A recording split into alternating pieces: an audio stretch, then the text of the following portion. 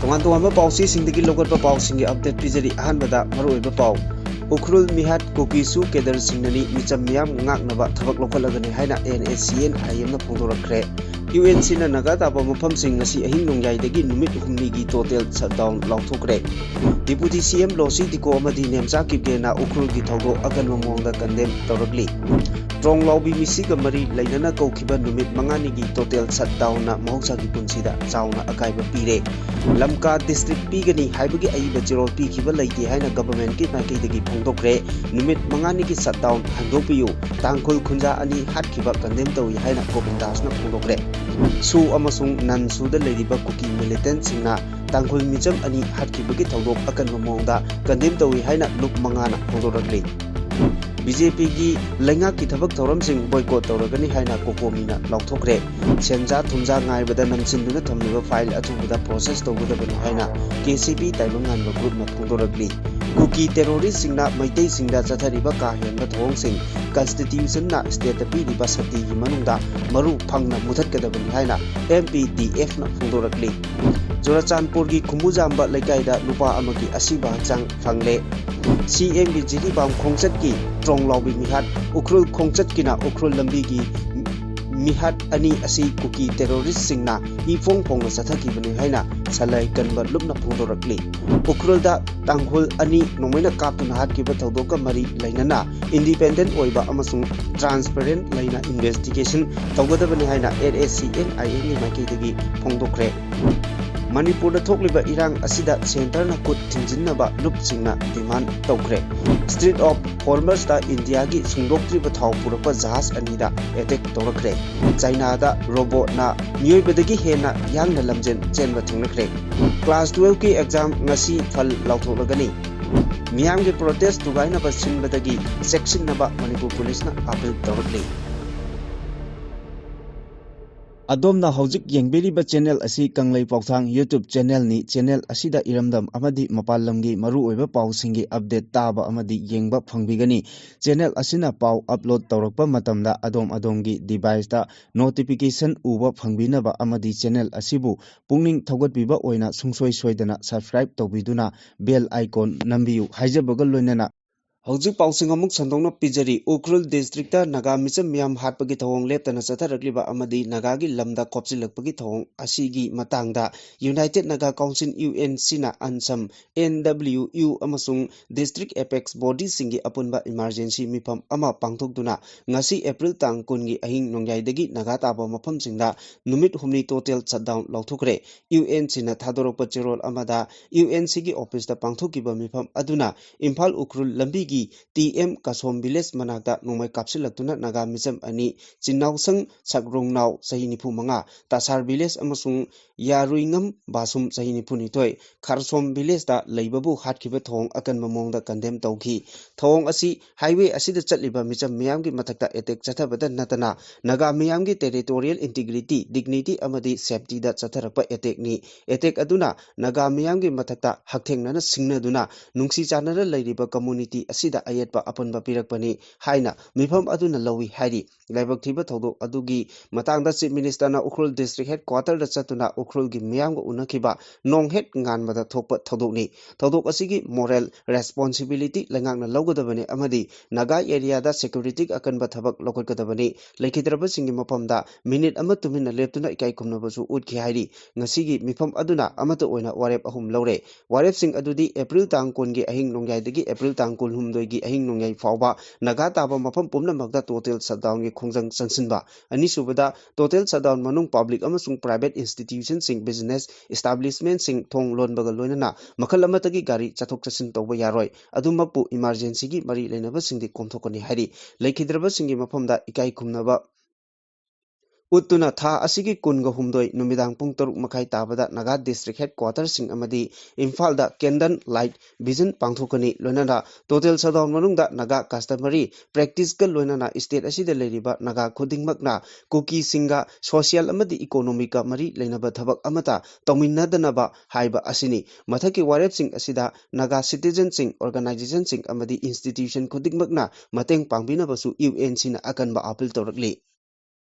Imphal Ukrul Lambi TM Kasom Village Manakta Passenger Gari Singda Nongmei Kapsinduna Tangkol Micham Ani Hatkiba Adu Suspension of Operation Suda Leriba Kuki Keder Singna Chatakiba Pangdabagi Thawni Haina Nscn-Im na Maral Sirkli Nscn-Im na Thadorok Pachirol Amada Imphal Dagi Ukrul Tamna Halakpa Mui Sing Tongduna Lakpa Gari Singda Yawlen Kuki Village Dagi Nongmei Masing Kangdana Kapsilakpadagi Tasar Village Dagi Chinausang Sopungnau Amasung Kharasom CC Village dagi Urangam Basum Laikidabani, Mihatasi Daida Pumba, Suda Leriba Kuki, Arm Groups in the Pugadabani, Amadi, Tong Adu Nakipum talked about Amani Hadi, Gerald Asina Makataraduna High Kuki Arm Groups in Bu Indiangi Security Force na, Makoy the Sangapum Pibadagi Asigumba Law and Order Kipum Asi Kayalakani, Security Force Amadi Kuki Arm Group Ani, Lotuna Duna, Tangdu Laita the Pibum Ama Oyanaba, Sinbani Haibagi report Kaya Amasu Lady, Sataragriba Tong Asina Hena, Pibum Sogalapa Asina Naga Singna, Isagilam, Amadi, Miyambu, Ngak Senaba, Tabak Lokalagani, Hainasu, Nscn-Im na section Wapam Tamlagli, Loinana, Micham Ani, Hatkibatodok, Kudakta Independent Body, Natraga, Transparent Oina, Ticket Kadabani Hainasu, Pondoragli. Ngarang numit yung matung Ukhrul District Litan Police Station ki manung chanba TM Kasom Khul manakta Imphal Ukhrul lambi da lakpa micham tongba gari singda nongmai kapsinduna etek chathabada tangkul khunja ani sikiba amadi kaya amana asok apan nangan kiba tawdok adubu akan mamongda condemn tawbaga loinana tawdok adu aki tujung ningai oibada natana yamna chakhodaba thongni haina Deputy Chief Minister Dr. Losi Dikona phongdokre Deputy Chief Minister asina thadorokpa condemn tawbagi warolda mahakna hai ngarangi tawdok adu Chief Minister Khemchana Ukhrul da laktuna Ukhrul district ki Miyamna district asida Santi tangdu leitaba amadi chakot tawrang sing paikhatpa pamli haiba utkraba matungda asigumba tamthiraba thodok asina government asina kanglup masel nungsi chanana hingminaduna Santi tangdu leitaba puruknaba honariba asida yaikai thingaiba pinaba honaba thodokni haina lobaga loinana state asida popular government asibu leihandanaba sinbane adubu government asina miyamna pamliba sing phanganaba honagani haina phongdokraba matungda mahaki cherot asida government asina thodok asida chenariba sing phaba ngamdriba phawba tumina khak laithokloi government asina state asigi miyamgi punsi kannaba khongthang henna chetchillagani loinana shanti puraknaba honariba asigi charuk ani hengatna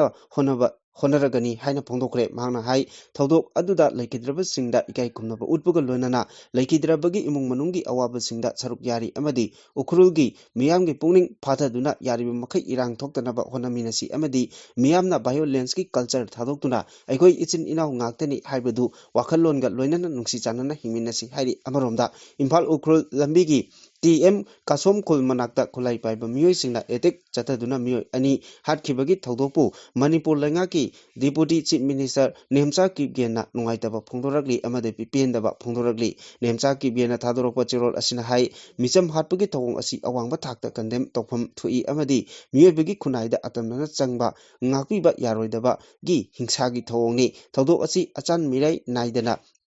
Tijinaba NIA da sinakre chenaba sing cherak piduna achumba wayan phangalagani miyamna pawning phathana lebiyo amadi lupki amadi logi oiba tongan tabak sing adumak lokhatlagani thodokta laikhidraba singi imung manung awabadasu saruk yari haina phongdokli Tronglaubi thadokta chenaba maralaiba mihatpa sing chaliba tha asigi kunmanga fawbugi manungda puthokodabani haiba demand yauna tongan demand sing tawraduna apunba maira paibi loop manipurna ngarang ahing nongyaidagi numit mangani chupna total shutdown chathagani haina laukhthokiba matung inna manipur tampaki district khuding makta chauna saitheng pire lambida lanai gari khara natana atopa gari sing chana khidre khoiraman kaithel yauna district mangada laiba kaithel amata thong hangna khidre loinana dukan khuding maksu launching duna total shutdown chathabagi mami tari trong laubida angang ani tamthina hatkibagi mayokta semkiba JAC na lengakta pikiba charter of demand sing tangkak ani thokna phamina duna wari sanakrabasu yanaba purakpa ngamdabadagi ngarang laikhidraba angang anigi imung manung JAC amadi apunba maira paibi lupki mihut singal loinana paugi mifam ama trong laubida pangthoki paugi mifam aduda tongan ba mafamdagi lakiba maira paibi singi lup singna phongdokibada chatliba tha asigi kunmanga fawbada mihatpa sing puthokadabani mihatpa sing puthok ꯍꯟꯗꯣꯛꯄ ꯉꯝꯗ꯭ꯔꯤꯕ ꯐꯥꯎꯕ ꯃꯤꯌꯥꯝꯒ ꯂꯣꯏꯅꯅ ꯈꯣꯡꯖꯪ ꯆꯪꯁꯤꯟꯈꯤꯒꯅꯤ ꯍꯥꯏꯕ ꯋꯥꯐꯝꯁꯤꯡꯁꯨ ꯐꯣꯡꯗꯣꯛꯈꯤ ꯉꯔꯥꯡ ꯑꯍꯤꯡꯗꯒꯤ ꯍꯧꯈꯤꯕ total ꯁꯠꯗꯥꯎꯟꯒꯤ ꯈꯣꯡꯖꯪ ꯑꯗꯨꯅ ꯃꯍꯧꯁꯥꯒꯤ ꯄꯨꯟꯁꯤꯗ ꯆꯥꯎꯅ ꯑꯀꯥꯏꯕ ꯄꯤꯔꯦ ꯂꯝꯕꯤꯁꯤꯡꯗ ꯇꯌꯥꯔ ꯃꯩ ꯊꯥꯕ ꯎ ꯋꯥ ꯐꯩꯖꯤꯟꯗꯨꯅ ꯆꯠꯊꯣꯛ ꯆꯠꯁꯤꯟ ꯊꯤꯡꯕꯅ ꯃꯔꯝ ꯑꯣꯏꯔꯒ ꯇꯉꯥꯏ ꯐꯗꯕ ꯍꯤꯔꯝ ꯈꯔꯗ ꯆꯠꯊꯣꯛ ꯆꯠꯁꯤꯟ ꯇꯧꯕ ꯅꯠꯇꯅ ꯂꯝꯕꯤꯗ ꯃꯤ ꯑꯃꯠꯇ ꯆꯠꯅꯈꯤꯗ꯭ꯔꯦ ꯑꯅꯥ ꯑꯌꯦꯛ ꯂꯥꯏꯅꯤꯡ ꯂꯥꯏꯁꯣꯟ ꯑꯃꯗꯤ ꯇꯉꯥꯏ ꯐꯗꯕ ꯊꯕꯛ ꯊꯧꯔꯝꯁꯤꯡꯒꯤ ꯑꯣꯏꯅꯗꯤ ꯈꯣꯡꯖꯪ ꯆꯪꯁꯤꯜꯂꯤꯕꯁꯤꯡꯅ ꯑꯌꯥꯕ ꯄꯤꯕꯒ ꯂꯣꯏꯅꯅ ꯆꯠꯍꯟꯈꯤ ꯑꯗꯨꯝ ꯑꯣꯏꯅꯃꯛ ꯑꯌꯨꯛ ꯑꯉꯟꯕꯗꯒꯤ ꯈ꯭ꯋꯥꯏꯔꯝꯕꯟ ꯀꯩꯊꯦꯜꯒꯤ ꯃꯐꯝ ꯀꯌꯥꯗ ꯃꯥꯏꯀꯩ ꯀꯌꯥꯗꯒꯤ ꯂꯥꯛꯄ ꯃꯤꯑꯣꯏꯁꯤꯡꯅ ꯆꯥꯅ ꯊꯛꯅꯕ ꯄꯣꯠꯂꯝꯁꯤꯡ ꯌꯣꯟꯕ ꯎꯈꯤ ꯅꯨꯃꯤꯠ ꯃꯉꯥꯅꯤ ꯆꯨꯞꯅ ꯁꯠꯗꯥꯎꯟ ꯇꯧꯔꯒꯅꯤ ꯍꯥꯏꯕꯗꯒꯤ ꯇꯥꯕꯗꯒꯤ ꯃꯤꯌꯥꯝꯒꯤ ꯃꯔꯛꯇꯁꯨ ꯃꯤꯄꯥꯏꯕꯒ ꯂꯣꯏꯅꯅ ꯇꯉꯥꯏ ꯐꯗꯕ ꯄꯣꯠꯂꯝꯁꯤꯡ ꯂꯩꯍꯧꯅꯅꯕ ꯍꯣꯠꯅꯔꯛꯈꯤ ꯑꯗꯨꯝ ꯑꯣꯏꯅꯃꯛ ꯑꯌꯨꯛ ꯄꯨꯡ 7 ꯔꯣꯝ ꯇꯥꯕ ꯃꯇꯝꯗꯗꯤ ꯇꯤꯜꯂꯤꯕ ꯃꯤꯌꯥꯝ ꯑꯗꯨ ꯆꯠꯅꯈꯤꯕꯒ ꯂꯣꯏꯅꯅ ꯈ꯭ꯋꯥꯏꯔꯝꯕꯟ ꯀꯩꯊꯦꯜ ꯏꯆꯤꯛ ꯆꯤꯛꯍꯧꯈꯤ ꯑꯗꯨꯝ ꯑꯣꯏꯅꯃꯛ ꯍꯤꯗꯥꯛ ꯂꯥꯡꯊꯛ ꯌꯣꯟꯕ ꯐꯥꯔꯃꯥꯁꯤꯁꯤꯡꯗꯤ ꯍꯥꯡꯕ ꯎꯔꯤ ꯗꯤꯁꯇ꯭ꯔꯤꯛ ꯑꯃꯗꯒꯤ ꯗꯤꯁꯇ꯭ꯔꯤꯛ ꯑꯃ ꯐꯥꯎꯅ ꯄꯦꯁꯦꯟꯖꯔ ꯄꯨꯗꯨꯅ ꯆꯠꯀꯗꯕ ꯒꯥꯔꯤꯁꯤꯡ ꯆꯦꯟꯈꯤꯗ꯭ꯔꯦ ꯄꯦꯇ꯭ꯔꯣꯜ ꯄꯝꯞꯁꯤꯡ ꯍꯥꯡꯈꯤꯗ꯭ꯔꯦ ꯅꯨꯃꯤꯗꯥꯡ ꯋꯥꯏꯔꯝ ꯇꯣꯇꯦꯜ ꯁꯠꯗꯥꯎꯟ ꯇꯧꯒꯅꯤ ꯍꯥꯏꯕꯒꯤ ꯄꯥꯎ ꯇꯥꯕꯗꯒꯤ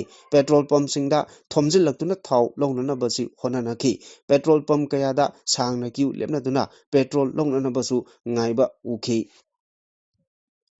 ꯎꯈ꯭ꯔꯨꯜ ꯗꯤꯁꯇ꯭ꯔꯤꯛꯀꯤ ꯇꯤ.ꯑꯦꯝ. ꯀꯥꯁꯣꯝ ꯚꯤꯂꯦꯖꯇ ꯉꯔꯥꯡ ꯅꯨꯡꯊꯤꯜ ꯄꯨꯡ 2:35 ꯔꯣꯝ ꯇꯥꯕꯗ ꯃꯤꯂꯤꯇꯦꯟꯠꯁꯤꯡꯅ ꯆꯠꯊꯈꯤꯕ ꯃꯤꯍꯥꯠꯇ ꯃꯤꯑꯣꯏ 2 ꯍꯥꯠꯈꯤꯕꯒꯤ ꯊꯧꯗꯣꯛ ꯑꯗꯨꯕꯨ ꯁ꯭ꯇꯦꯠ ꯂꯩꯉꯥꯛꯅ ꯑꯀꯟꯕ ꯃꯑꯣꯡꯗ ꯀꯟꯗꯦꯝ ꯇꯧꯈ꯭ꯔꯦ ꯆꯤꯐ ꯃꯤꯅꯤꯁꯇꯔ ꯁꯦꯀ꯭ꯔꯦꯇꯔꯤꯌꯦꯠꯇ ꯄꯥꯡꯊꯣꯛꯄ ꯄꯥꯎꯒꯤ ꯃꯤꯐꯝ ꯑꯃꯗ ꯍꯣꯝ ꯃꯤꯅꯤꯁꯇꯔ ꯒꯣꯕꯤꯟꯗꯥꯁ ꯀꯣꯟꯊꯧꯖꯝꯅ ꯍꯥꯏ ꯊꯧꯗꯣꯛ ꯑꯗꯨꯒꯤ ꯃꯇꯥꯡꯗ ꯇꯥꯡꯈꯨꯜ ꯅꯥꯒꯥ ꯂꯣꯡꯅ ꯃꯦꯃꯣꯔꯦꯟꯗꯝ ꯑꯃ ꯄꯤꯁꯤꯜꯂꯛꯂꯦ ꯂꯩꯉꯥꯛꯅ ꯊꯧꯗꯣꯛ ꯑꯁꯤꯒꯤ ꯑꯆꯨꯝꯕ ꯂꯪꯂꯥ ꯂꯪꯖꯤꯟ ꯈꯪꯗꯣꯛꯄ ꯉꯝꯅꯕꯒꯤꯗꯃꯛ ꯅꯦꯁꯅꯦꯜ ꯏꯟꯚꯦꯁꯇꯤꯒꯦꯁꯟ ꯑꯦꯖꯦꯟꯁꯤ (NIA)ꯗ ꯀꯦꯁ ꯑꯁꯤ ꯁꯤꯟꯅꯅꯕ ꯋꯥꯔꯦꯞ ꯂꯧꯈ꯭ꯔꯦ ꯁꯦꯀ꯭ꯌꯨꯔꯤꯇꯤ ꯐꯣꯔꯁꯦꯁꯅ ꯊꯧꯗꯣꯛꯀꯤ ꯊꯣꯛꯐꯝ ꯑꯀꯣꯏꯕꯗ ꯄꯥꯛ ꯁꯟꯅ ꯊꯤꯕ ꯍꯨꯝꯕꯒꯤ ꯊꯕꯛ ꯆꯠꯊꯗꯨꯅ ꯆꯦꯟꯅꯔꯤꯕ ꯃꯤꯑꯣꯏꯁꯤꯡ ꯐꯥꯅꯅꯕ ꯊꯕꯛ ꯂꯧꯈꯠꯂꯦ ꯁ꯭ꯇꯦꯠ ꯑꯁꯤꯗ ꯍꯥꯟꯅ ꯂꯩꯔꯝꯕ ꯁꯦꯟꯇ꯭ꯔꯦꯜ ꯑꯥꯔꯝ ꯄꯨꯂꯤꯁ ꯐꯣꯔꯁ (CAPF)ꯀꯤ ꯀꯝꯄꯦꯅꯤ 292 ꯑꯁꯤꯒꯤ ꯃꯅꯨꯡꯗ ꯏꯂꯦꯛꯁꯟꯒꯤ ꯁꯤꯖꯤꯟꯅꯅꯕ ꯀꯝꯄꯅꯤ 34 ꯂꯧꯊꯣꯛꯈ꯭ꯔꯦ ꯃꯁꯤꯒꯤ ꯃꯊꯛꯇ CRPF ꯀꯤ ꯀꯝꯄꯅꯤ 15 ꯑꯃꯁꯨ ꯂꯧꯊꯣꯛꯅꯅꯕ ꯆꯦ ꯊꯥꯔꯛꯂꯦ ꯑꯗꯨꯕꯨ ꯆꯤꯐ ꯃꯤꯅꯤꯁꯇꯔꯅ ꯍꯧꯖꯤꯛ ꯑꯣꯏꯔꯛꯂꯤꯕ ꯁ꯭ꯇꯦꯠ ꯑꯁꯤꯒꯤ ꯂꯣ ꯑꯦꯟ ꯑꯣꯔꯗꯔꯒꯤ ꯌꯦꯡꯂꯒ ꯂꯧꯊꯣꯛꯄꯤꯗꯅꯕ ꯍꯥꯏꯕꯗꯒꯤ ꯌꯨꯅꯤꯌꯟ ꯍꯣꯝ ꯃꯤꯅꯤꯁꯇꯔꯅ ꯌꯥꯔꯛꯈ꯭ꯔꯦ ꯃꯄꯥꯟꯗ ꯏꯂꯦꯛꯁꯟꯒꯤ ꯆꯠꯈꯤꯕ ꯀꯥꯡꯕꯨ ꯑꯗꯨꯁꯨ ꯑꯊꯨꯕꯗ ꯍꯜꯂꯛꯂꯒꯅꯤ ꯃꯁꯤꯒꯤꯗꯃꯛꯇ ꯀꯥꯎꯟꯇꯔ ꯏꯃꯥꯔꯖꯦꯟꯁꯤ ꯑꯣꯄꯔꯦꯁꯟꯗ ꯈ꯭ꯋꯥꯏꯗꯒꯤ ꯍꯩꯁꯤꯡꯕ ꯀꯥꯡꯕꯨ ꯑꯃꯁꯨ ꯃꯅꯤꯄꯨꯔꯗ ꯂꯥꯛꯂꯒꯅꯤ ꯃꯁꯤꯒꯤꯁꯨ ꯃꯊꯛꯇ ꯁꯦꯟꯇ꯭ꯔꯦꯜ ꯐꯣꯔꯁꯁꯤꯡꯅ ꯁꯤꯖꯤꯟꯅꯒꯗꯕ ꯃꯈꯜ ꯀꯌꯥꯒꯤ ꯒꯥꯔꯤꯁꯤꯡꯁꯨ ꯊꯨꯡꯂꯔꯦ ꯂꯩꯕꯥꯛꯀꯤ ꯂꯣꯒꯤ ꯋꯥꯡꯃꯗ ꯊꯕꯛ ꯇꯧꯕꯁꯤꯡ ꯆꯞ ꯆꯥꯅ ꯂꯥꯛꯁꯤꯟꯒꯅꯤ ꯍꯥꯏꯅꯁꯨ ꯃꯍꯥꯛꯅ ꯃꯈꯥ ꯇꯥꯈꯤ ꯇ꯭ꯔꯣꯡ ꯂꯥꯎꯕꯤ ꯊꯧꯗꯣꯛꯀꯤ ꯃꯇꯥꯡꯗ ꯍꯧꯖꯤꯛ ꯆꯠꯊꯔꯤꯕ ꯅꯨꯃꯤꯠ 5ꯅꯤꯒꯤ ꯇꯣꯇꯦꯜ ꯁꯠꯗꯥꯎꯟꯒꯤ ꯈꯣꯡꯖꯪ ꯑꯁꯤ ꯃꯤꯌꯥꯝꯅ ꯊꯦꯡꯅꯔꯤꯕ ꯈꯨꯗꯣꯡꯆꯥꯗꯕ ꯑꯋꯥꯕ ꯃꯌꯥꯝ ꯑꯁꯤ ꯌꯦꯡꯂꯒ ꯈꯨꯗꯛꯇ ꯍꯟꯗꯣꯛꯄꯤꯅꯕꯁꯨ ꯃꯍꯥꯛꯅ ꯑꯄꯤꯜ ꯇꯧꯈꯤ ꯊꯧꯗꯣꯛ ꯑꯁꯤꯒꯤ ꯃꯤꯌꯥꯝꯅ ꯍꯧꯈꯤꯕ ꯑꯦꯄ꯭ꯔꯤꯜ 8ꯇꯒꯤ ꯋꯥꯗꯨꯅ ꯂꯥꯛꯂꯕꯅꯤ ꯅꯣꯡꯃꯒꯤ ꯆꯔꯥ ꯇꯥꯟꯖꯕ ꯁꯨꯔꯒ ꯆꯥꯖꯕ ꯃꯤꯌꯥꯝꯗ ꯇꯣꯇꯦꯜ ꯁꯠꯗꯥꯎꯟ ꯑꯁꯤꯅ ꯁꯥꯊꯤꯅ ꯑꯁꯣꯛꯄ ꯄꯤꯔꯦ ꯃꯍꯩꯔꯣꯏꯁꯤꯡꯗ ꯑꯆꯧꯕ ꯁꯥꯐꯨ ꯑꯃ ꯄꯤꯔꯤ ꯃꯁꯤ ꯇꯨꯡꯗ ꯑꯀꯥꯏꯕ ꯌꯥꯝꯅ ꯂꯥꯛꯀꯅꯤ ꯇ꯭ꯔꯣꯡ ꯂꯥꯎꯕꯤꯒꯤ ꯊꯧꯗꯣꯛꯇ ꯂꯩꯈꯤꯗ꯭ꯔꯕ ꯑꯉꯥꯡ 2ꯒꯤ ꯑꯄꯣꯛꯄ ꯃꯉꯥꯜꯅ ꯋꯥꯔꯤ ꯁꯥꯟꯅꯕꯒꯤ ꯃꯇꯥꯡꯗ ꯄꯜꯂꯗꯨꯅ ꯍꯣꯝ ꯃꯤꯅꯤꯁꯇꯔꯅ ꯍꯥꯏ ꯑꯉꯥꯡ 2 ꯍꯥꯠꯄꯒꯤ ꯊꯧꯗꯣꯛ ꯑꯁꯤ ꯀꯌꯥꯝ ꯌꯥꯝꯅ ꯈꯨꯃꯥꯡ ꯆꯥꯎꯁꯤꯜꯂꯕꯒꯦ ꯍꯥꯏꯕ ꯈꯪꯅꯅꯕ ꯃꯍꯥꯛꯅ ꯍꯥꯟꯅ BSFꯇ ꯂꯩꯔꯝꯕ ꯄꯣꯁ ꯑꯗꯨꯒ ꯃꯥꯟꯅꯕ ꯑꯃ ꯁ꯭ꯇꯦꯠ ꯐꯣꯔꯁꯇ ꯄꯤꯔꯒꯦ ꯍꯥꯏꯈ꯭ꯔꯦ ꯃꯁꯤꯒꯤꯁꯨ ꯃꯊꯛꯇ ꯃꯍꯥꯛꯀꯤ ꯂꯣꯏꯅꯕꯤꯁꯨ ꯅꯔꯁꯅꯤ ꯍꯥꯏꯕꯅ ꯏꯃꯨꯡ ꯃꯅꯨꯡ ꯄꯨꯟꯅ ꯑꯍꯜ ꯂꯃꯟꯁꯤꯡ ꯀꯣꯜꯂꯒ ꯂꯩꯃꯤꯟꯅꯕ ꯌꯥꯅꯅꯕ ꯆꯨꯅꯕ ꯃꯈꯜꯒꯤ ꯊꯕꯛ ꯑꯃꯁꯨ ꯁꯔꯀꯥꯔꯒꯤ ꯃꯥꯏꯀꯩꯗꯒꯤ ꯄꯤꯔꯒꯦ ꯍꯥꯏꯈ꯭ꯔꯕꯅꯤ ꯑꯗꯨꯕꯨ ꯃꯌꯥꯝ ꯇꯥꯟꯅꯔꯨꯈꯤꯒꯦ ꯍꯥꯏꯔꯒ ꯆꯠꯈ꯭ꯔꯒ ꯇꯣꯇꯦꯜ ꯁꯠꯗꯥꯎꯟ ꯂꯧꯊꯣꯔꯛꯈꯤꯕꯅꯤ ꯖꯧꯃꯤ ꯀꯥꯎꯟꯁꯤꯜꯒꯤ ꯆꯦꯌꯔꯃꯦꯟꯅ ꯂꯝꯀꯥ ꯗꯤꯁꯇ꯭ꯔꯤꯛ ꯄꯤꯒꯅꯤ ꯍꯥꯏꯕ ꯆꯤꯐ ꯃꯤꯅꯤꯁꯇꯔ ꯈꯦꯝꯆꯥꯟꯗ ꯑꯌꯥꯕ ꯆꯦꯔꯣꯜ ꯄꯤꯕ ꯑꯃꯠꯇ ꯂꯩꯈꯤꯗꯦ ꯁꯣꯁꯤꯌꯦꯜ ꯃꯤꯗꯤꯌꯥꯗ ꯚꯥꯏꯔꯦꯜ ꯑꯣꯏꯔꯛꯂꯤꯕ ꯑꯗꯨ ꯑꯔꯥꯟꯕ ꯋꯥꯐꯝꯅꯤ ꯀꯩꯗꯧꯉꯩꯗꯁꯨ ꯆꯤꯐ ꯃꯤꯅꯤꯁꯇꯔꯅ ꯂꯝꯀꯥ ꯗꯤꯁꯇ꯭ꯔꯤꯛ ꯄꯤꯒꯅꯤ ꯍꯥꯏꯕꯒꯤ ꯊꯥꯖꯕ ꯆꯦꯔꯣꯜ ꯄꯤꯈꯤꯕ ꯁꯨꯡꯂꯩ ꯂꯩꯇꯦ ꯊꯥꯖꯕꯁꯨ ꯄꯤꯕ ꯂꯩꯈꯤꯗꯦ ꯍꯥꯏꯅ ꯂꯩꯉꯥꯛꯀꯤ ꯃꯍꯨꯠ ꯁꯤꯜꯂꯒ ꯃꯍꯥꯛꯅ ꯐꯣꯡꯗꯣꯛꯈꯤ ꯉꯔꯥꯡ ꯅꯨꯡꯊꯤꯜ ꯏꯝꯐꯥꯜ ꯎꯈ꯭ꯔꯨꯜ ꯂꯝꯕꯤꯒꯤ ꯇꯤ.ꯑꯦꯝ. ꯀꯥꯁꯣꯝ ꯚꯤꯂꯦꯖꯇ ꯎꯈ꯭ꯔꯨꯜꯗꯒꯤ ꯏꯝꯐꯥꯜ ꯇꯝꯅ ꯆꯠꯈꯤꯕ ꯒꯥꯔꯤꯁꯤꯡꯗ ꯁꯨ ꯑꯃꯁꯨꯡ ꯅꯟ ꯁꯨꯗ ꯂꯩꯔꯤꯕ ꯀꯨꯀꯤ ꯃꯤꯂꯤꯇꯦꯟꯠꯁꯤꯡꯅ ꯑꯐꯕ ꯃꯈꯜꯒꯤ ꯈꯨꯠꯂꯥꯏ ꯁꯤꯖꯤꯟꯅꯗꯨꯅ ꯅꯣꯡꯃꯩ ꯀꯥꯞꯁꯤꯟꯗꯨꯅ ꯇꯥꯡꯈꯨꯜ ꯃꯤꯑꯣꯏ 2 ꯍꯥꯠꯈꯤꯕꯒꯤ ꯊꯧꯗꯣꯛ ꯑꯗꯨ ꯑꯃꯨꯀꯣ ꯑꯃꯣꯕꯥ ꯀꯣꯍꯔ MSF ꯑꯃꯁꯨꯡ ꯄꯣꯏꯔꯩ ꯂꯩꯃꯔꯣꯜ ꯍꯥꯏꯔꯤꯕ ꯂꯨꯞꯁꯤꯡ ꯑꯁꯤꯅ ꯑꯀꯟꯕ ꯃꯑꯣꯡꯗ ꯌꯥꯅꯤꯡꯗꯕ ꯐꯣꯡꯗꯣꯔꯛꯂꯤ ꯂꯨꯞꯁꯤꯡ ꯑꯁꯤꯅ ꯊꯥꯗꯣꯔꯛꯄ ꯖꯣꯏꯟꯠ ꯁ꯭ꯇꯦꯠꯃꯦꯟꯠ ꯑꯃꯅ ꯍꯥꯏ ꯆꯍꯤ ꯀꯌꯥꯗꯒꯤ ꯅꯨꯡꯁꯤ ꯆꯥꯟꯅꯅ ꯍꯧꯃꯤꯟ ꯀꯥꯃꯤꯟꯅꯔꯛꯂꯕ ꯃꯅꯤꯄꯨꯔꯗ ꯈꯨꯟꯗꯥꯃꯤꯟꯅꯔꯤꯕ ꯐꯨꯔꯨꯞꯁꯤꯡꯒꯤ ꯅꯨꯡꯁꯤꯅꯕꯒꯤ ꯑꯆꯦꯠꯄ ꯃꯔꯤ ꯑꯗꯨ ꯊꯥꯗꯠꯅꯕ ꯉꯥꯏꯍꯥꯛ ꯂꯩꯇꯅ ꯀꯨꯀꯤꯁꯤꯡꯅ ꯑꯃꯅ ꯑꯃꯗ ꯑꯣꯟꯁꯤꯟꯗꯨꯅ ꯍꯥꯠꯅ ꯁꯨꯅꯕ ꯌꯨꯝꯀꯩ ꯃꯩ ꯀꯌꯥ ꯊꯥꯗꯨꯅ ꯃꯥꯡꯍꯟ ꯇꯥꯛꯍꯟꯕ ꯊꯣꯛꯍꯜꯂꯤꯕ ꯑꯃꯗꯤ ꯃꯈꯥ ꯇꯥꯅ ꯊꯧꯗꯣꯛ ꯀꯌా ꯊꯣꯛꯍꯟꯅꯕ ꯁꯤꯜꯂꯤꯕ ꯑꯁꯤ ꯈꯨꯗꯛꯇ ꯂꯦꯞꯀꯗꯕꯅꯤ ꯍꯧꯈꯤꯕ ꯆꯍꯤ 2019ꯒꯤ ꯃꯦ 3ꯗ ꯍꯥꯟꯅ ꯁꯦꯝ ꯁꯥꯔꯕ ꯃꯇꯨꯡꯗ su amasung nan su militant singna India lengak amasung Manipur lengak ka manaraga tampaki micham miyam singda onsinduna chathagiba tamthiba etek adu lengaki mathong huktuba thausilna thokan kibani haiba ngasidi lebak miyamna phongna launaribani haukiba April 8 ki ayu anganbada Trong laubida pikliba angang anibu bomgi etek chathaduna tamthina hatkiba aduga apopi mamabuna tamthina sohankiba thodo adugi matungda pendraba miyamna changsingiba khongjangdasu CRPF na nongmei kapsinduna miyoi ahum hatkiba amadi kaya amana asok apan thogankiba thodok asi India lengaki thoksinna ohenkibani haina lawi nungthilsu Imphal romdagi ukhul romda haitharakpa gari ahumda su agreement lairiba Kuki militant singna ambush tawduna TM kasom kulda tasar village dagi chinausang sokubungna amasung kharam DC village dagi yaruingam basumbu tamthina hatkiba thodo adigi matangda lupmanga asina thamningliba wafamdi karigidabak Manipur lengakna state asigi miyamgi punsi amasung lanthum mahan takhallaba phawbada karigumba makal amatagi logi oiba thabak amata lokhatriba karigino haiba wang asini thodok kudingi NIA da sinakre da sinakre hairaga Manipur miyamna tumina laikhragani khanbagira ex gracia khara lengakna piraga tamthiraba su amasung nansu Kuki group sing terrorist ki thabak asi asumak tawhannabagi license pigadoribra hainasu hanglakhi Coordinating Committee on Manipur Integrity Kokomina BJP gi lengaki political activities amata saruk yararoi boycott toragani haina phongdokre wafam asi lamphel palta leiba kokomi mayai loisangda pangthokiba paugi mifam amada kokomi gi convener YK Dhirena phongdokhibani mahana makhata na hai kumsing lisingani kulhumdoi gi me ahumdagi Manipur da chatharakliba irang asina maram oiraga pirakliba saitheng asi miyamda khanganba mathau tai lengaki pham pairiba lusingba singna aranba wari liduna Kanglop anigi marakta thokpa irangni haina lana uhannaba honari kokomina de irang asi Indiana thokanbani haina phongdoktuna lakrabani makoina sinba proxy war ni afaba makhagi khulai matik chana paiba singna michamgi yum mai thaba amadi miyoi kaya hatpana singba attack sing chathaduna lagli maduda central forces singna tumina yengduna leiriba karigino proxy war chathaduna lagliba hawjik phawba kadai phawba laksinba ngamdana leiri Kuki militant singi mathakta crackdown tawraba matam irang asi loisinba ngamgani YKM channel lusingba anongba lengak asinasu irang asi loisinba ngamloi peace initiative mingda chief minister na tha asigi marida jiribamda chaluraba matungda tha asigi taret ki ayu anganbada trong laubida angang ani bom pokhai handuna sihankhibani aduga apokpi mamabu sohankhibani Ukrulda chaluraba tungdana ukrulgi lambida khulai paiba singna attack tawraduna tangkhul miyoi anigi punsi mangankre lengangna chathariba peace initiative asi irang makha chatharaknaba policy amani haina lawi maram aduna BJP lengangna paikalakpa politics ka mari leinaba thabak thoramsing khudingmak kokomina boycott tawre miyamga loinana lamdam asibu kannanaba khongjang changsinminaragani Delhi gi yaka yenglaga thabak tawba lusingba singi wakhalol adu thadoklasi haiki Makatarakpa pauda Jennings Hospital gi contract staff nurse ki ahangba post ki marumda senja thumja ngaibada namchinduna thamleba file athubada process tawgadabani haina KCP taibanganba group na thadorakpa chirol amana hairi chirol asina makhata na hai iramdam kanglaipak asigi manungda aran ahui tawduna miyambu namthak ki langda thuanduna lamdam asida corruption gi mayol chonghanduna chamjaraba micham miyambu awafamda tahaliba khudingmakbu chumthoknaba honaduna ngasi phawba lagli loinana luk asina aroiba warep lauduna thamkiba wafam amata sel kharaga mantiknaraga yasinaba purakhibasu ngasi phawba leirakidri haiba wafam thamlagli chaliba chahi asigi February amadi March thada luk asigi Operation of Eradication of Public Enemy gi special team na Jennings Hospital gi oina lisingani kunda thengkhang mari rak thokna laukiba contract staff nurse chamaga humbudra nipal asina hawjik Jennings Hospital asigi oina hangduna leiriba chama mariputra nipal asi mentionbagi senja thumja ngaibada file process tawdana namchinduna thamliba asi atuba matamda mari leinaba singna process tawnaba takchiladuna laklabasu Jennings Hospital da senior staff nurse oina leiribi nambol leimapopomdagi leimapopom Ranjitana masagi oina senfam kara contract staff nurse singda kaihelliba asidagi phanghongnaba honadaba Kaksabi saduna ngasi phawba leibadagi hairiba contract staff nursing asi regular tahandabani haibasu mayek sengna kangba ngamle leimapokpam Ranjitana contract staff nursing asida regular tahananaba honabada achouba senpham ama changani haina contract staff nursing gi manungdagi miyoi 13 organize tawduna sel khomgat halaba matungda sel pairiba kangbu singi maraktagi miyoi kharana masa masana apamba mongda sel sing adu lanai oina sijinnarakpa urakpadagi sel khomgatpada yawruba contract staff nursing gi maraktagi miyoi kharana sel handoraknaba khangalakpa yauraba phawbada lema pokon rajitagi khujin tawrangi matung inna chatharakliba miyam yamna ningthina organize tawraba open crime asi loop asigi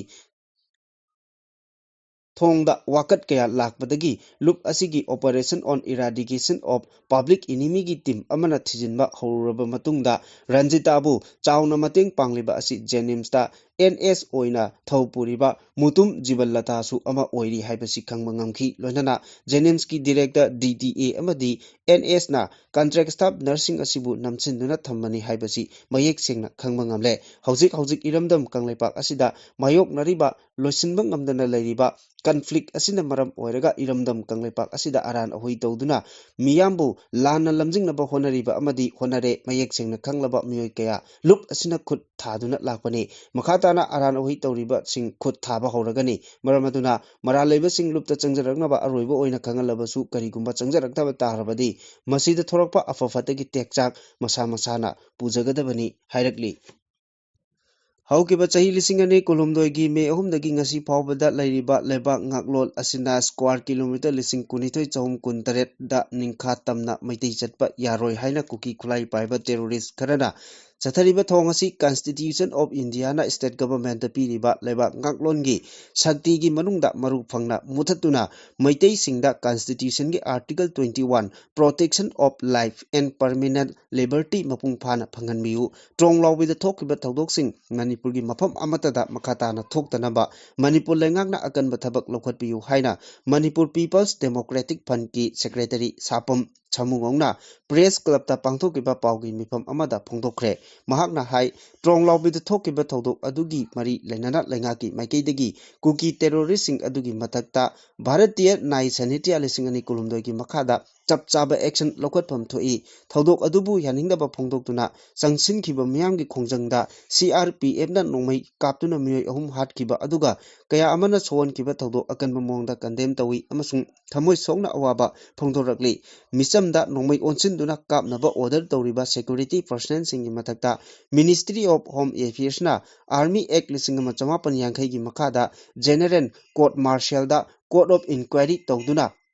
life imprisonment natraga sibagi charak pifam thoi India gi Home Minister nadi India dagi terrorist amasung terrorism asi maru phangna muthatkani haikrabani adubu Manipur da kuki khulai paiba singna pikliba angang yauna micham miyam hanjin halibasi terrorist natraga terrorism natrabara haiba wahang asini Constitution of India gi article 342 12 na piriba schedule tribe on bagi hakpu furup ama piba yaroi haibagi hak Constitution of India gi lairiba article 1395 without repeal schedule 112 ta yaubra law and order haibasi Constitution of India gi taret suba schedule gi list ani gi ultimatum number 166 fawagi manungda lairiba item singi manung chanba amani haibasi India government amasung Manipur government na khangadabani state government nasu 7 schedule gi state list piriba item sing adu state government na mathok oina pangthokpada constitution na piba state government amagi fundamental right ni haibasi khangna lengakadabani law and order ngakpa haibasi Constitution of India na piba state government ki mathok ni haibasi state government na khanggadabani haina su phongdoki Churachandpur Police Station gi manung chanba khumujamba Meitei Lekai da asiba nupa gi hakchang ama leiramle hairi asiba hakchang adu ngarang ayuk pung 7 makhai rom tabada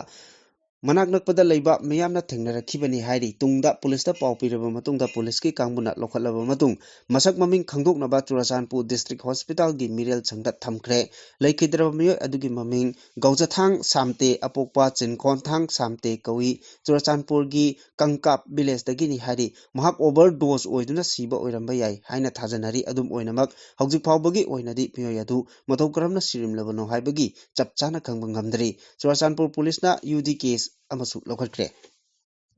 Ukhrul district की मनुंग चनबा TM कसोम खुल मनाक्ता cookie terrorist सिंगना Imphal दगी मयुम तमना चच्चबा लाक्चबा Mitcham सिंगदा लांदादुना मरा लेजदबा तांकुल अनि हाटखिबा अमदी अतै कया अमना असोपन नंगनखिबा तौदोक अदु सलाई कनबा लुपना थमोय सोकना यानिंगदबा फोंदोकपगा लोइनना थौदोक अदुदा लैखिदरबा सिंगी इमुंग मनुंगी अवाबा अमदी असोपन नंगलबा सिंगदसु सरुक यारी हाइरी सलाई कनबा लुपकी जनरल सेक्रेटरी खालेन मंगांगचागी चिरोल अमना फोंदोरकपगा लोइनना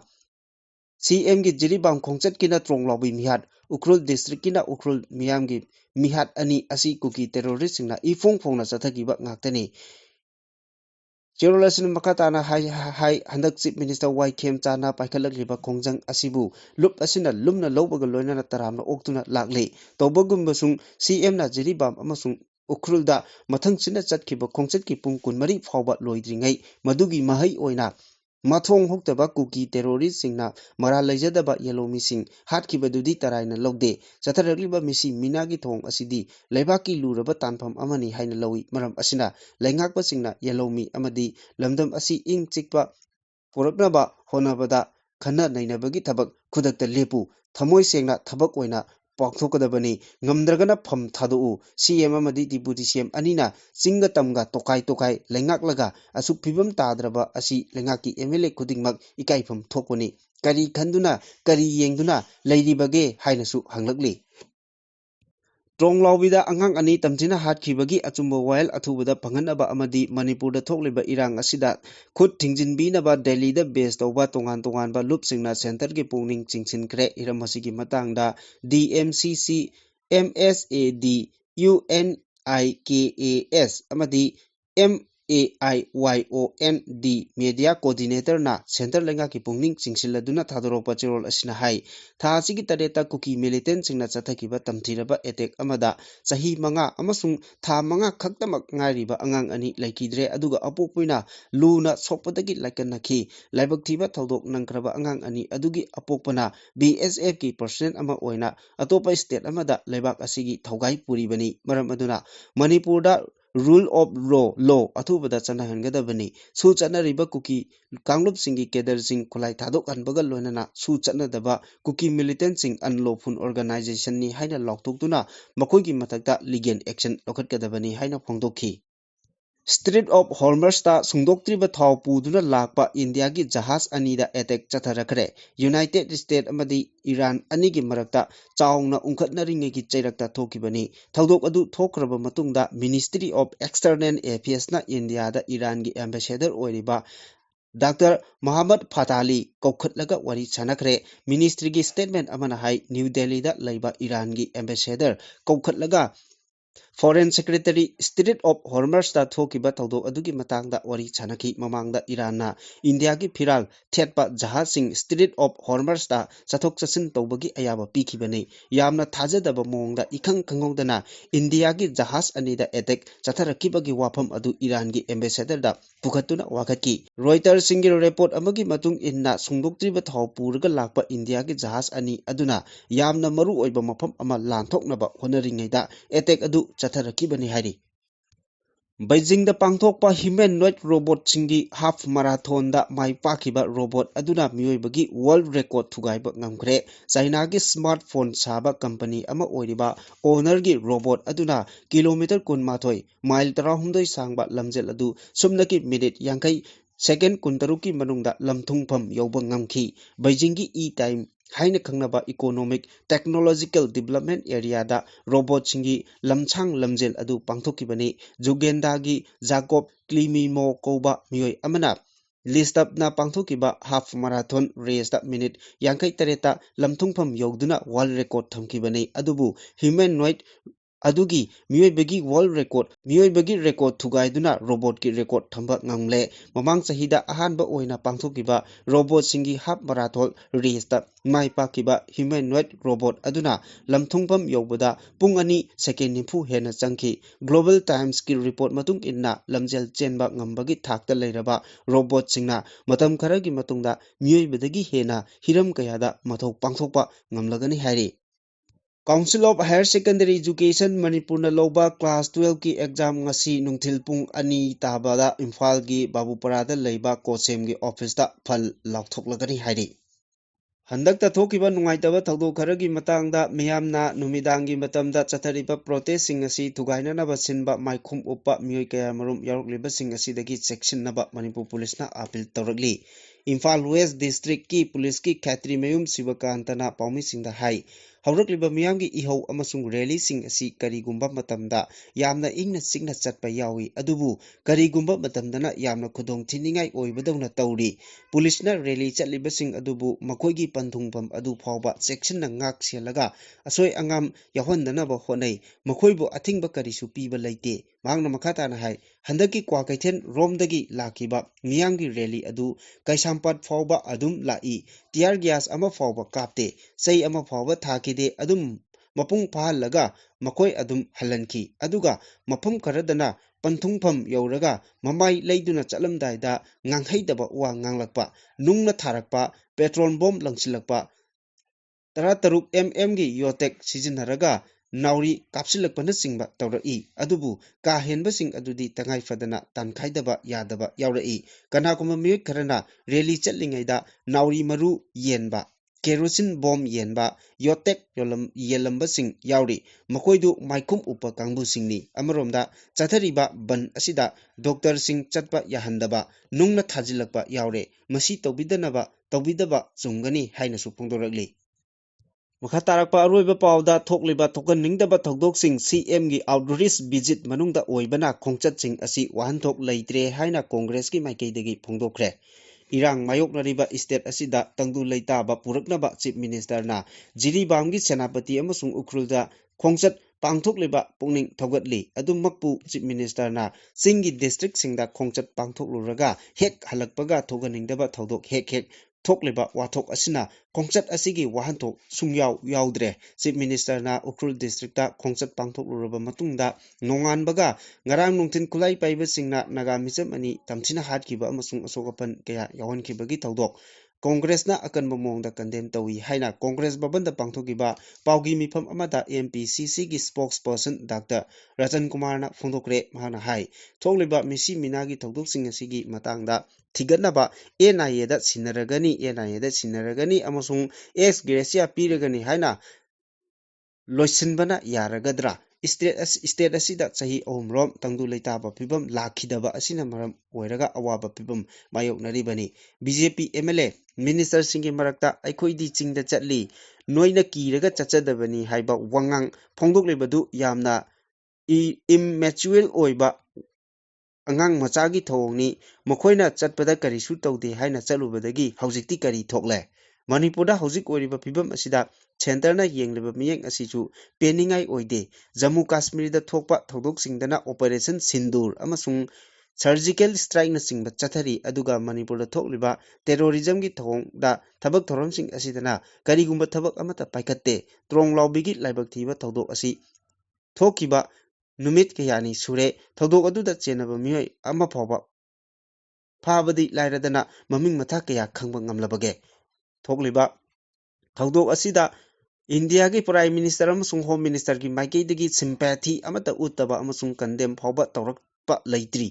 ꯃꯁꯤꯅ ꯑꯩꯈꯣꯏ ꯑꯁꯤ ꯏꯟꯗꯤꯌꯥꯟ ꯁꯤꯇꯤꯖꯟ ꯑꯃ ꯑꯣꯏꯔꯤꯕꯔꯥ ꯅꯠꯇ꯭ꯔꯒ ꯑꯣꯏꯗ꯭ꯔꯕꯔꯥ ꯍꯥꯏꯕꯒꯤ ꯋꯥꯍꯪ ꯑꯣꯏꯔꯦ꯫ ꯊꯧꯑꯣꯡ ꯑꯁꯤ ꯁꯦꯟꯇꯔꯗ ꯃꯅꯤꯄꯨꯔꯕꯨ ꯀꯔꯤꯁꯨ ꯂꯩꯇꯅ ꯈꯟꯕꯒꯤꯔꯥ ꯅꯠꯇ꯭ꯔꯒ ꯁꯦꯟꯁꯤꯇꯤ ꯋꯥꯠꯄꯒꯤꯔꯥ ꯍꯥꯏꯕꯁꯤ ꯍꯪꯅꯤꯡꯉꯥꯏ ꯑꯣꯏꯔꯦ ꯍꯥꯏꯅ ꯐꯣꯡꯗꯣꯛꯈꯤ꯫